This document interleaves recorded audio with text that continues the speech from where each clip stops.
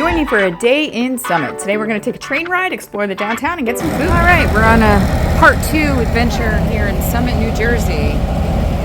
We just parked our car. Let's go check out what we're going to check out. Join me. Little B doing his thing. All right.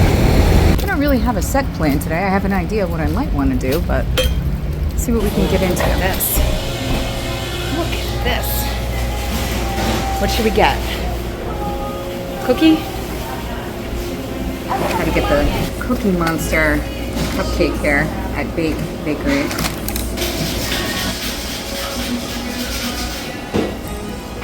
So Bake is a newer bakery here in Summit, and you can eat outside here if you want. So we're going to make our way down this area here. Look, there's a little bowl of water at the pet store in case your little pet's with you. And it's not too hot just yet.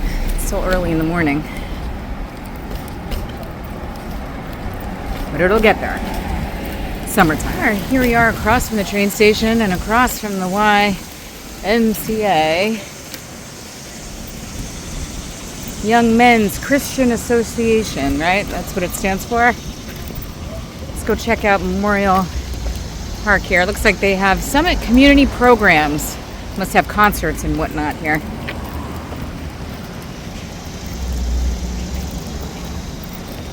We're gonna go check out the War Memorial first. So here we are at the World War II Memorial, which honors Summit's residents who served and those who made the ultimate sacrifice in memory of those from Summit who gave their lives in defense of our country.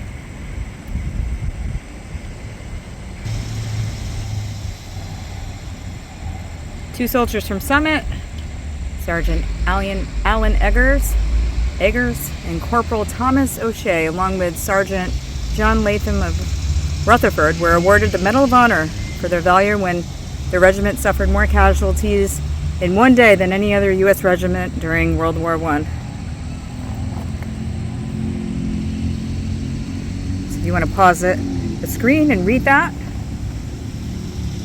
do so now. And they have 2 benches here, Memorial Park. The donors listed on it. And this is in honor of Summit's Revolutionary War patriots from 1776 to 1783. Lest we forget the first American patriots who offered their lives, fortunes, and sacred honor for the sake of freedom in the war for American independence. God bless these brave men and women who founded a new nation with liberty and justice for all. Amen. Our country was built long ago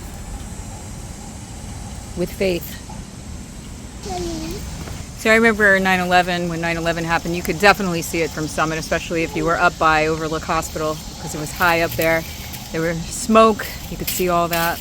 So Summit's home to more than probably 22,000 residents today, but it began long ago as a small farming community, and the earliest settlers arrived around 1710 and took advantage of the fertile land here, the forests and the nearby Passaic River.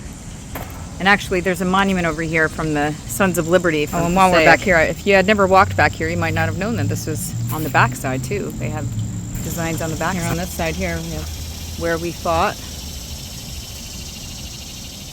Somalia, Kenya, Sudan, Iraq, Afghanistan, Philippines, Colombia. So did you know that Summit used to be originally known as Turkey Hill? And then it later became known as Heights over Springfield, which makes sense because pretty much Summit's on a hill. And then the railroad arrived.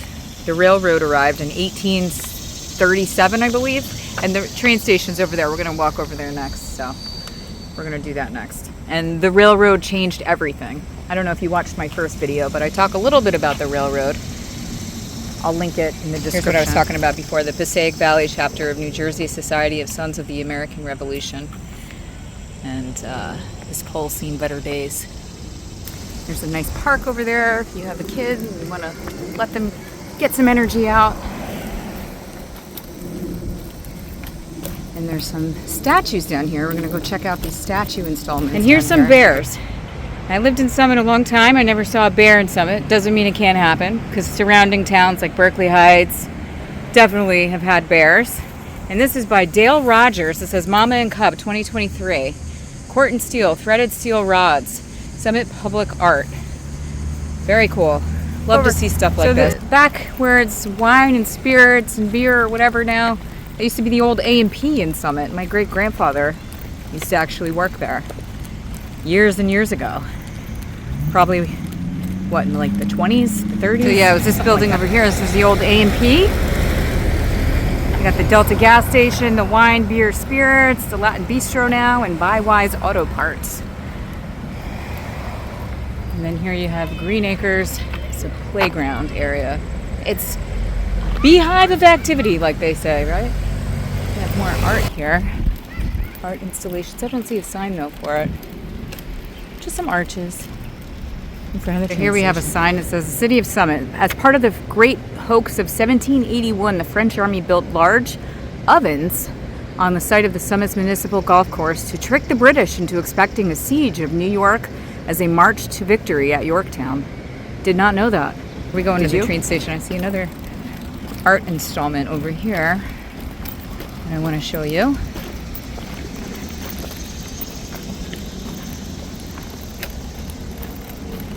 And this says Bianca Beck. It's untitled 2020.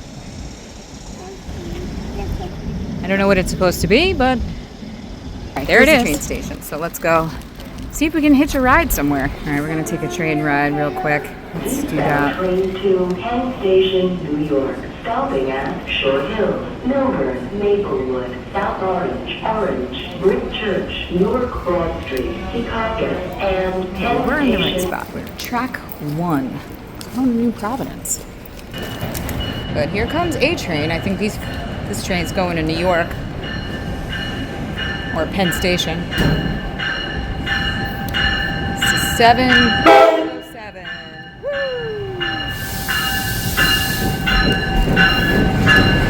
There it goes. You want to get on it? Come with us. We'll go on a train ride. On the train.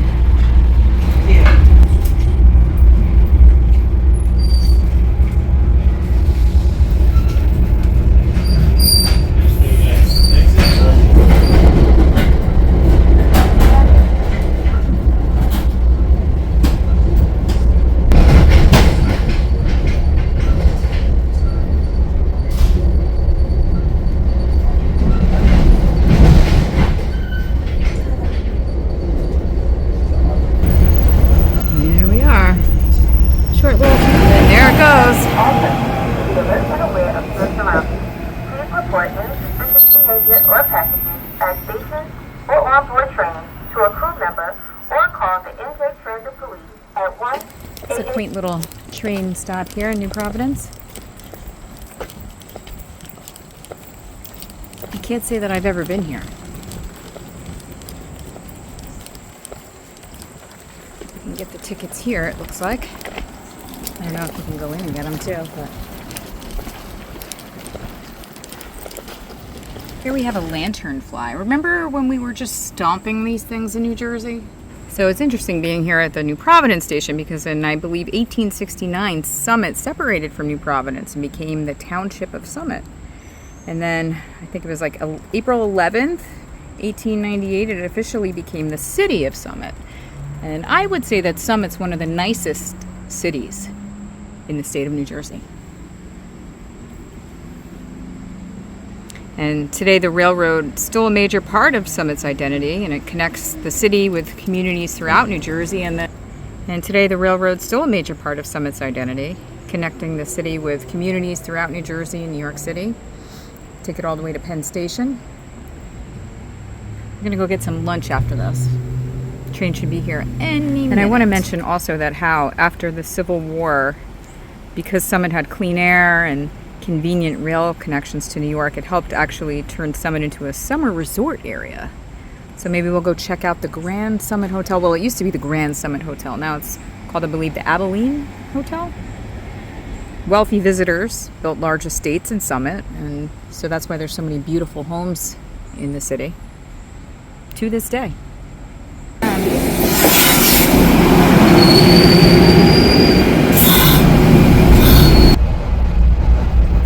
made back to Summit here. Let's go find inappropriate Railroad Avenue. Should have been Railroad Road. This old gate here.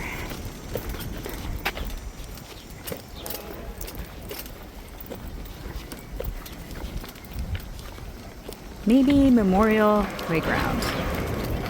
Maybe Memorial Playground. A community gift to the children of Summit in memory of Hamilton Wright Mabie. Dedicated in 1925. An honored citizen, a friend of children, and a noted author.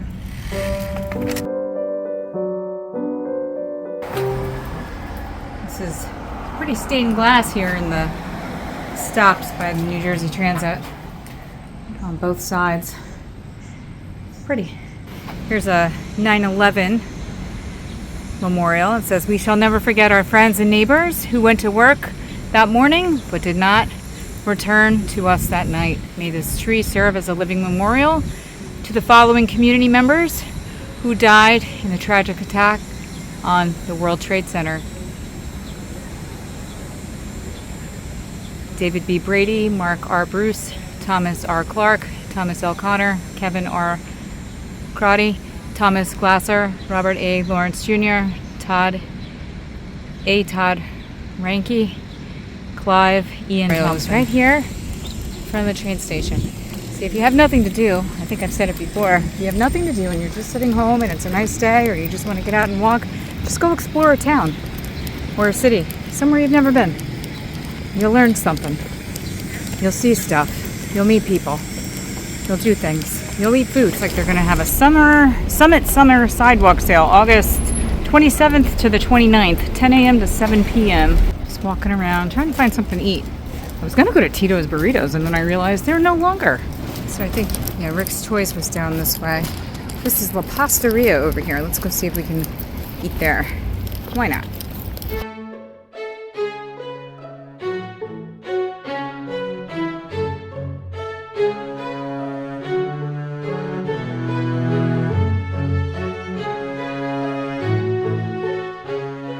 I remember when I was a kid, there was a house that was for sale down here. Now, I did live in Summit, but all the way down on the east end.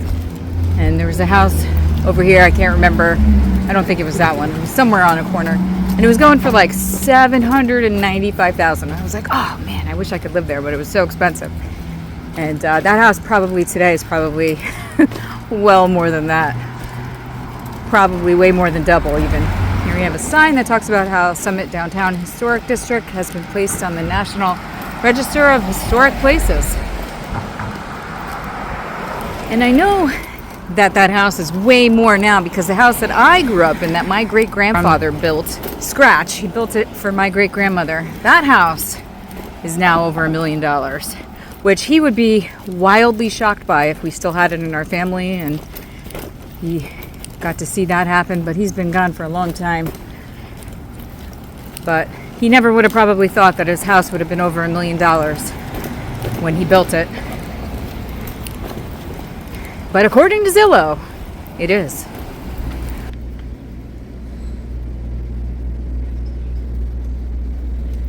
And here we are at old school family tradition since 1938, Natales Summit Bakery. Many memories here as a kid, coming every week for cupcakes and Italian bread. Let's go check it out.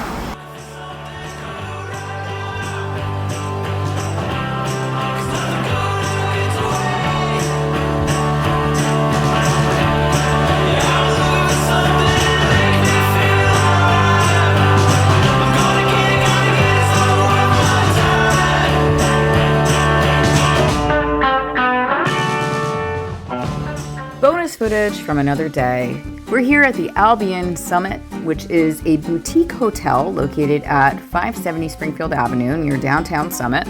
And this property and hotel has been part of Summit's story since 1868, and today it's almost unrecognizable. Back in 1868, when Summit was becoming a popular summer destination for people escaping New York City, this was the spot to come. The hotel actually began as the Blackburn House, which was a country resort. and guests could arrive at the nearby Lackawanna Railroad Station and travel by horse and carriage to the hotel. However, in 1929, the Blackburn House was demolished and a new Tudor-style hotel was constructed right here on this site and became the Summit Suburban Hotel, and then eventually the Grand Summit Hotel. While we were here, we grabbed some brunch over at Felina, which is a restaurant located in the hotel here. And let me tell you, it was delicious. I definitely recommend it. I want to thank you for joining me. Don't forget to, as always, hit the like, subscribe, notification bells, and don't forget to keep it moving.